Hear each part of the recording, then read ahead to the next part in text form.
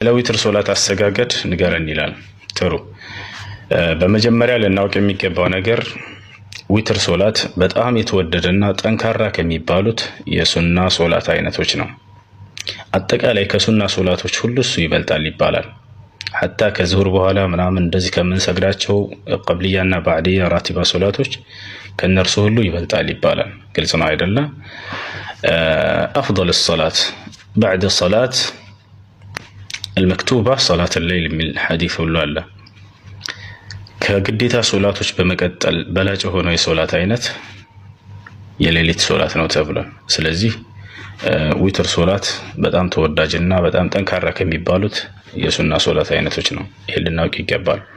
ነብያችን ሰለላሁ ዐለይሂ ወሰለም አውቲሩ ያ አህለል ቁርአን ብለዋል። አደራ እናንተ የቁርአን ባለቤቶች ዊትርን ስገዱ ብለዋል። የቁርአን ባለቤቶች እነማን ናቸው? አጠቃላይ የዚህ ኡማ ሙስሊሞች። ምክንያቱም ቁርአን የወረደው ለሁላችንም ለዚህ ኡማ ሙስሊም ናና ማለት ነው። ሌላ ቦታ ላይ ምን ብለዋል? አውቲሩ ቀብለ አን ቱስቢሑ ብለዋል። ሱብሂ ከመድረሱ በፊት ከመንጋቱ በፊት አደራ ከማንጋታችሁ በፊት ዊትርን ሶላት ስገዱ ብለዋል። ግልጽ ነው። ዊትር ትልቅ ደረጃ ያለው የሶላት አይነት ነው እንዳጠቃላይ። ይሄን ልናውቅ ይገባል። ስላሰጋገዱ በተመለከተ ጊዜው መቼ ነው የሚለውን ስንመጣበት ከኢሻ ሶላት በኋላ እስከ ሱብሂ ድረስ ባለው ጊዜ ይህ ነው የዊትር ጊዜ፣ የዊትር ሶላት ጊዜ ማለት ነው። ከኢሻ በኋላ ጀምረህ እስከ ሱብሂ ድረስ ባለው ጊዜ መስገድ ትችላለህ። ከኢሻ በኋላ ብቻ ሰግጄ ይበቃኛል ካልክ ትችላለህ። የሌሊቱ መካከል ላይ ትችላለህ። የሌሊቱ መጨረሻ ላይ ከሱብሂ በፊት ትችላለህ። በላጩ ግን የዚህኛው ጊዜ ነው፣ ከሱብሂ በፊት ያለው ጊዜ ነው። ግልጽ ነው አይደለ? ነገር ግን ከኢሻ በኋላ መስገድ ትችላለህ።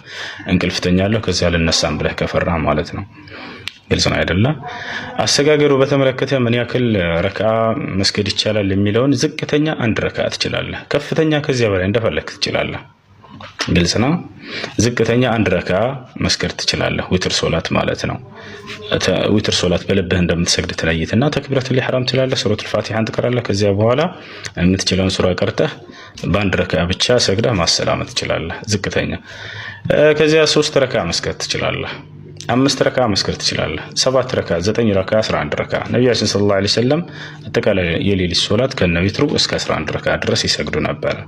ግልጽ ነው አይደለ? 3 ረክዓ ለምሳሌ ስትሰግድ ሁለቱን ትሰግድና ሰላምተህ ከዚያ እንደገና አንድ ረክዓ ለብቻ መስገድ በአጠቃላይ 3። አለበለዚያ ደግሞ 3ቱንም ማቀጣጥለህ ትሰግድና መጨረሻ ላይ በአንድ ተህያቱ ቀርተህ ታሰላምታለህ። በዚህ መልኩ ነው ዊትር ትልቅ ደረጃ ያለው የኢባዳ አይነት ነው። አደራ